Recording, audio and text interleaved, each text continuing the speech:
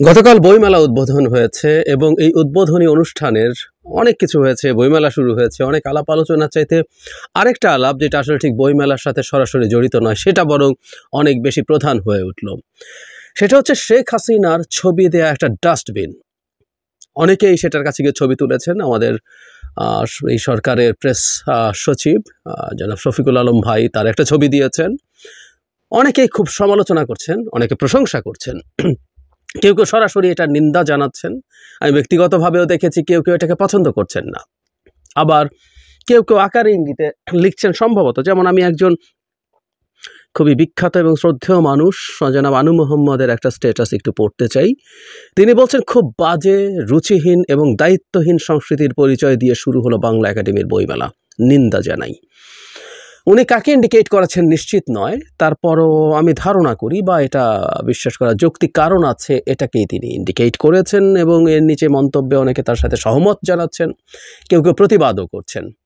মানে শেখ হাসিনার ছবি সম্বলিত সেই কুখ্যাত ছবি, যে ছবিটা ইনফ্যাক্ট মুছে দেয়া হয়েছিল, পরে আবার সেটাকে আঁকানো হয়, যেখানে তাকে তার ছবির ওপরে মানুষের ক্ষোভ প্রকাশ করতে করতে জুতা থেকে শুরু করে রং মেরে একটা বিভৎস রূপ দাঁড়ায়, সেই ছবিটা দেয়া এই ডাস্টবিন। মানে আমরাই খুব অবাক হই যে আমরা একটা গণতান্ত্রিক সমাজ চাই, কিন্তু আমরা পৃথিবীতে গণতান্ত্রিক দেশগুলো কিভাবে অপারেট করে, গণতান্ত্রিক দেশগুলোতে কি হয়, সেই জিনিসগুলো খুব ঠিকঠাক মতো জানি না। আমি একটু সরিয়ে রাখি, আমি আসবো এই জায়গায় বা অন্যান্য কোথায় কি হয়। যেমন ধরি, আমাদের দেশে দীর্ঘকাল অন্তত একটা চর্চা তো আসে, কুশপুত্তলিকা পোড়ানো। একটা মানুষের একটা মূর্তি বানিয়ে তার মধ্যে একটা ফেস বসিয়ে দেয়া, সেই মানুষটা, তারপর সেটা জ্বালিয়ে দেয়া আমরা বহু সময় করেছি। তো আমরা কি বলবো যে ওই মানুষটাকে আমরা ধরে জ্বালিয়ে দিতে চাইছি? বলি না, ওইটা একটা প্রতিবাদের ভাষা, গ্লোবালি অ্যাকসেপ্টেড। আমরা গণতন্ত্রের কথা বলছি, ফর গডস সেক। শেখ হাসিনা হতে হবে না। শেখ হাসিনার মতো পিশাচ দানব, মানে একটা পিশাচ দানবের ছবি দিয়ে আমরা একটা ডাস্টবিন বানাচ্ছি, সেখানে ময়লা ফেলছি, সেটাকে যদি আমরা বাজে সংস্কৃতি মনে করি, তাহলে আমাদের গণতন্ত্র বুঝতে বাকি আছে।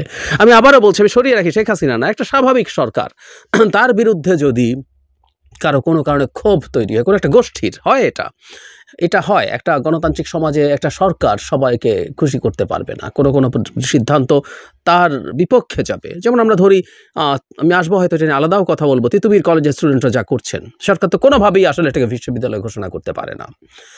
একটা জেনুইন ভালো সরকারও পারে না, কিন্তু তাতে তো তিতুমির কলেজের স্টুডেন্টদের ক্ষোভ হবে। তারা চাইলে এরকম ক্ষোভ প্রকাশ তো করার পথ বের করে নিতেই পারে, তাদের স্বার্থ যেহেতু ফুলফিলড হয় নাই। বহু বহু বহু ঘটনা ঘটে। আমি খুব রিসেন্ট একটা ঘটনার কথা মুহূর্তেই মনে পড়লো।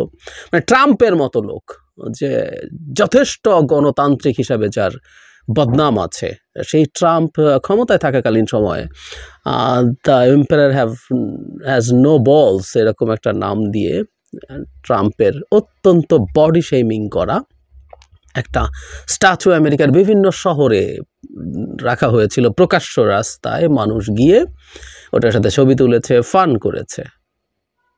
খুবই বাজে রুচি হয়ে গেল, খুবই প্রবলেম হয়ে গেল।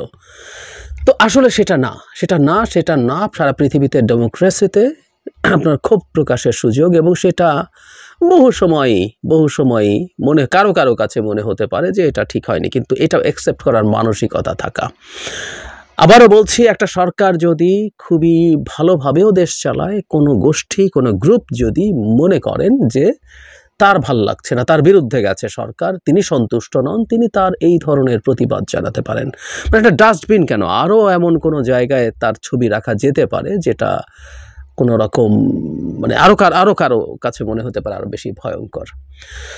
সো শেখ হাসিনার এই ডাস্টবিন সম্পর্কে অনেকে আবার এটাও বলছেন, এটা একটা লিটমাস টেস্ট হয়ে দাঁড়িয়েছে যে কারা আদতে ভেতরে কোনো না কোনোভাবে শেখ হাসিনাকে সমর্থন করেন, বা কোথাও একটা জায়গা তাদের আছে। এখন এই বাহানায়ও সেটা বেরিয়ে আসছে, কেউ সেটা মনে করে থাকতে পারেন। আমার মনে হয় এটা একটা টেস্টের মতো হতেও পারে। কিন্তু যেটা আমাদের আসলে মনে রাখা দরকার, আমরা শেখ হাসিনার বাংলাদেশে বসবাস করছি না। ভবিষ্যতের কোনো সরকারও, ভালো সরকার, নির্বাচিত সরকার, সেই সরকারও যদি কোনো কিছু করে, মানুষ যদি ক্ষুব্ধ হয়, এরকম একটা ডাস্টবিন বানিয়ে ময়লা ফেলতে পারবে। তার জন্য শেখ হাসিনার মতো, রিপিট, দানব বা পিশাচ হতে পারে না। শেখ হাসিনার মতো দানব বা পিশাচ এই ভূমির ইতিহাসে নাই, বহু বহু জায়গায় নাই।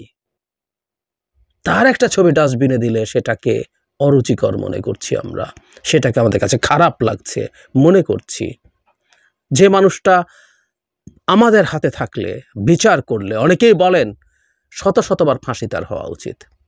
ইয়াস, যে ম্যাসাকার তিনি শেষে করে গেছেন, সারা 15 বছর ধরে করেছেন, তার জন্য একটা ডাস্টবিন বানানো খুবই কম বিষয়। এই ডাস্টবিন আমরা আসলে ভবিষ্যতে ক্ষমতাসীন কোনো সরকার বা বাইরের কোনো সরকার যারা যারা কোনো না কোনো কিছু করবেন যেটা আমাদের পছন্দ হবে না, শেখ হাসিনার মতো দানব হতে হবে না, একটা ভালো সরকারেরও বিরুদ্ধে সংক্ষুব্ধ গোষ্ঠী এই কাজগুলো করতে পারবে, কুশপুত্তলিকা পড়াতে পারবে। তখন তো আমরা আওয়াজ করি নাই, অনেকেই পড়িয়েছেন যার বিরুদ্ধে ক্ষুব্ধ আছেন। বাংলাদেশের ইতিহাসের এটা পরতে পরতে আছে। এগুলোকে সিম্বলিকলি নেওয়া শিখতে হবে। কারো যদি অসততা না থাকে, কারো যদি শেখ হাসিনার প্রতি প্রেমও না থাকে, তারপরও যদি প্রতিবাদ করে থাকেন, তারকে বলবো, এটা আমাকেও আমি বলবো যে এই জিনিসগুলো মেনে নেওয়া শিখতে হবে। এটাই গণতন্ত্র। গণতন্ত্রে এই জিনিসগুলো হয়। গণতন্ত্র পারফেক্ট কোনো সিস্টেম না, কিন্তু গণতন্ত্রের বেসিক কথাটা হচ্ছে গণতন্ত্রে ক্ষোভ প্রকাশের সুযোগ থাকে, মত প্রকাশের সুযোগ থাকে, এবং কখনো কখনো কোনো ক্ষোভ প্রকাশ বা মত প্রকাশকে কারো কারো কাছে বাড়াবাড়ি মনে হতে পারে, কারো কারো কাছে মনে হতে পারে এটা অতিরিক্ত হয়ে গেল, এটা সীমা লঙ্ঘন করলো। তারপরও আসলে সেই জিনিসগুলো মেনে নেয়ার চর্চা থাকতে হবে। এটাই হচ্ছে গণতন্ত্র। আমরা মনে হয় ওই দিকে যেতে হবে। আমি আমেরিকার উদাহরণ দিয়েছি, মানে আমরা কাল আমেরিকা হয়ে যাবো তা না, কিন্তু আমাদের ওই পথে হাঁটা শুরু করতে হবে। আমাদের ওই পথে হাঁটা শুরু করতে হবে। যেখানেই এই ধরনের বিষয় নিয়ে বাধা আছে, সেটা গণতান্ত্রিক প্রক্রিয়ার পথে বাধা, সেটা গণতন্ত্রকে বাধাগ্রস্ত করে। খেয়াল করবো আমরা কার্টুন নিয়ে শেখ হাসিনার সময় একই ঘটনা ঘটেছিল। একই, আজকে যাদের ডাস্টবিন খারাপ লাগছে তাদের কাছে কার্টুনও খারাপ লাগতে পারে। তখন শেখ হাসিনার খারাপ লেগেছে, এটা খারাপ জিনিস, তো কার্টুন অলমোস্ট বন্ধ করে দিয়েছেন তারা। পশ্চিমবঙ্গে মমতা ব্যানার্জি গণতান্ত্রিকভাবে নির্বাচিত হন, কিন্তু তারও কার্টুন নিয়ে অ্যালার্জি আছে, মোদির বিরুদ্ধে কথা বলা নিয়ে অ্যালার্জি আছে। ওখানেও একই রকম, ওখানে স্ট্যান্ড আপ কমেডিয়ান যারা আছে তাদের উপরে চাপ আছে, ওখানেও তিনি এগুলো নিতে পারেন না। তো যেখানেই মত প্রকাশ নিয়ে মানুষকে একটু এক্সিজারেট করা নিয়ে সমস্যা আছে, সেটা অগণতান্ত্রিক জায়গা, মনে করে নিতেই হবে। আর আমি বটম লাইন যেটা বলতে চাই সেটা হচ্ছে, ক্ষমতাসীন সরকারের বিরুদ্ধে কেউ এটা বলবে ওটা বলবে, সেটা নিয়ে যতটুকু আলোচনা হতেও পারে, একটা পতিত মাফিয়া, একটা ডাকাত, একটা বর্বর অসভ্য মানুষ, যিনি তার নিজ রাষ্ট্রের মানুষকে যে কোনোভাবে হত্যা করে, গুম করে, নির্বিচারে গুলি করে ক্ষমতায় থাকতে চেয়েছেন, তার ছবি দিয়ে ডাস্টবিন বানিয়ে আমরা ঘৃণা যদি প্রকাশ করতে চাই, সেটা করা যাবে না। তাহলে তো যারা যারা এটার প্রতিবাদ করছেন, শেখ হাসিনার ওই ছবিতে যে জুতা মারার, ওই যে মেট্রো রেলের ওই পিয়ারের মধ্যে যখন ছবিটা ছিল, জুতা মারার প্রচুর ভিডিও আছে। আমি দেখেছি বিদেশি মিডিয়া যখন বাংলাদেশে আসে, তারা ওই ছবি দিয়ে অনেকেই শুরু করে বা কোনো একটা পর্যায়ে ওখানে যায়, তারা এই জুতা মারার ছবি বা ভিডিও প্রকাশ করে। তাহলে তো কারো কারো কাছে জুতা মারাটাও খারাপ মনে হবে, কারো কারো কাছে মুজিবের ভাস্কর্য ভেঙে দেওয়াটাকেও খারাপ মনে হবে। ওটাকে আমি খারাপ মনে করি না, কিন্তু আমি প্রথম দিন থেকে ওটা ডিফেন্ড করেছি। ওটা শেখ হাসিনার অপশাসনকে সিম্বলাইজ করে বলে মানুষ এটা ভেঙেছে। খুবই স্বাভাবিক ছিল, পৃথিবীর প্রতিটা পতিত স্বৈরাচারের পরে এগুলো হয়। তাহলে কি আস্তে আস্তে আমরা ওগুলোও শুনতে থাকবো? না, আমাদেরকে এই জিনিসগুলো নিতে হবে। সুতরাং শেখ হাসিনার ওপরে তার এই যে যা যা ঘটছে, সেই জিনিসগুলো খুবই চমৎকার গণতান্ত্রিক চর্চা, এবং আমরা ভবিষ্যতে শেখ হাসিনার তুলনায় ফেরেশতাও যেসব সরকার হবে, তাদেরও কোনো বিষয়ে আমি যদি সংক্ষুব্ধ হই, আমার যদি খারাপ লাগে, আমি এই ধরনের আচরণ করার, এই ধরনের সিম্বলিক ঘৃণা বলি, প্রতিবাদ বলি, জানানোর অধিকার চর্চা করতে চাই। সুতরাং সেই বাংলাদেশের অপেক্ষায় আছি।